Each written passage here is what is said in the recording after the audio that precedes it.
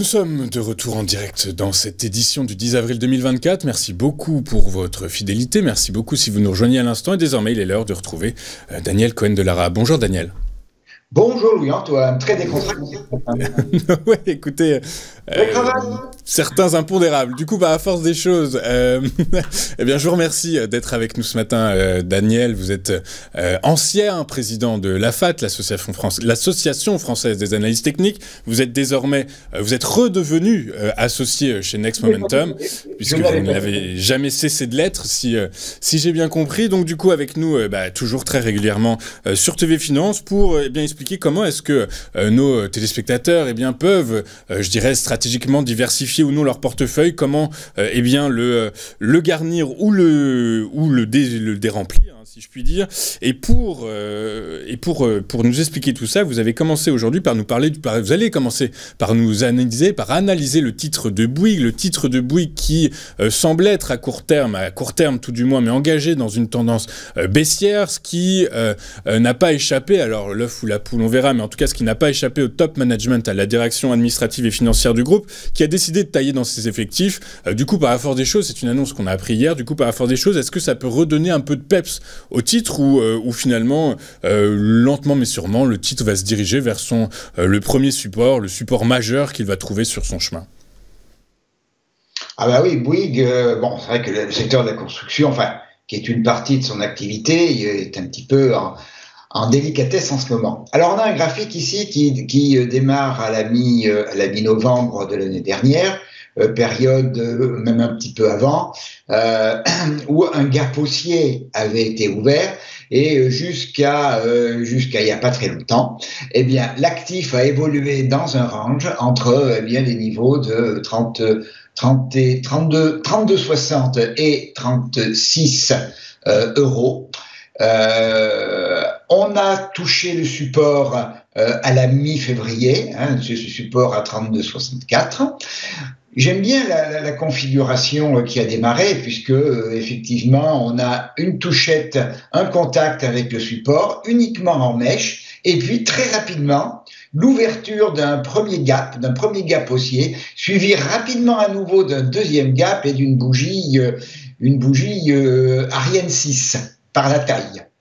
Alors, on est venu sur un sommet annuel dans la zone des 39 euros, et depuis, on consolide. La consolidation a démarré avec l'ouverture d'un gap baissier autour de 37,60 euros, et maintenant, on continue à baisser après donc l'ouverture de ce gap qui date de vendredi dernier. Alors, un certain nombre de choses que j'aime moyen dans Bouygues. Tout d'abord, c'est celle déjà l'ouverture du gap. Deuxième point, on est sur une zone là un petit peu pré-support autour de 36-35, et j'ai vu qu'à l'ouverture, on ouvrait à peu près dans cette zone. Mais ce que j'aime le moins, c'est le retournement de la bande de Bollinger basse, qui était très haussière, qui faisait support au cours. Et là, hier, la grosse bougie rouge, qui est pratiquement ce qu'on appelle en analyse technique un Marubozu, à savoir on ouvre au plus haut de la séquence et on clôture au plus bas.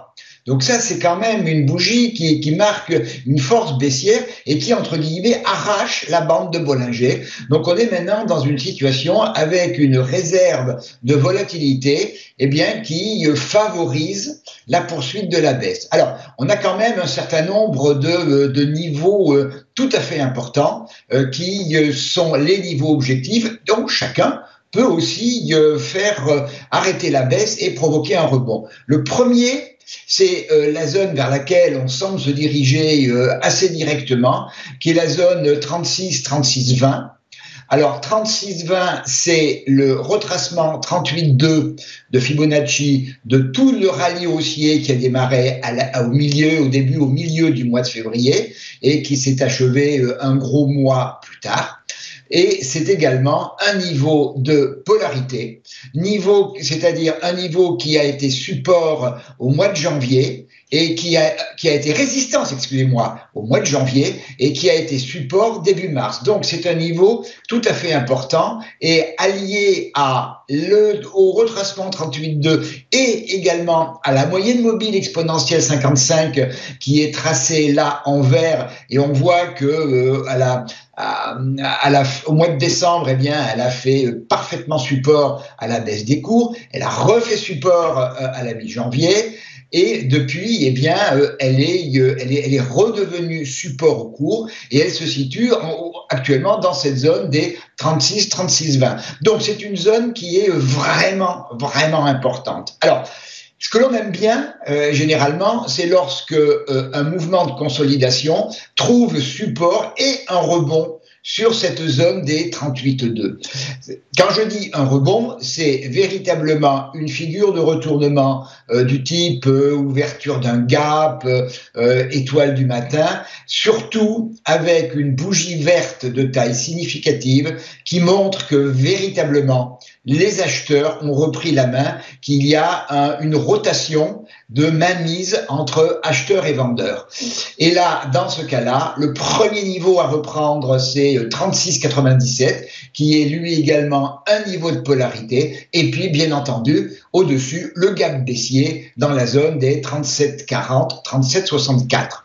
En cas de non-tenue et donc de rupture de ce que j'appellerais cette zone des 38,2, eh bien, j'ai une deuxième zone en dessous qui a pratiquement le même poids, qui est entre 35,30 et 35,50 €, qui est à la fois une zone qui a fait, elle, pratiquement uniquement résistance au mois de décembre, puis très largement au mois de février. Donc c'est une zone, et c'est également le retracement 50% de Fibonacci. Donc c'est la deuxième zone d'accueil. Et puis si tout ça, ça ne marche pas, eh bien on a la troisième qui est vraiment la dernière avant le retour vers l'origine du mouvement, qui est la zone des 61,8, du retracement 61,8. Cette zone qui, elle, est une zone de polarité à 34,80. C'est également le retracement 61,8 de notre rallye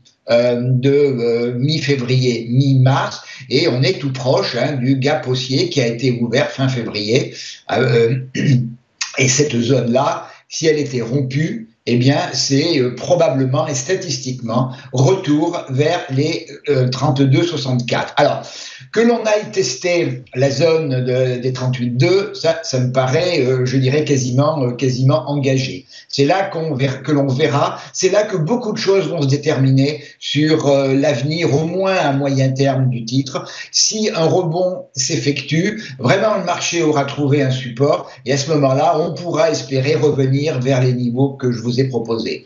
A contrario, la rupture des 38,2, bien, je pense pourrait voir s'accélérer la baisse, dans la mesure où j'imagine que des supports, des stops doivent être positionnés de la part d'acheteurs à ce niveau-là. Dernière chose sur cette zone, elle est très importante également parce que cette zone des 38,2, c'est le dernier plus bas dans la tendance haussière, et sa rupture invaliderait cette tendance haussière. On passerait pas baissier, on passerait neutre dans un premier temps. Ce n'est que plus tard qu'on passerait baissier. Donc, cette zone, on va dire 36-20, elle est totalement stratégique pour l'avenir à court moyen terme du titre.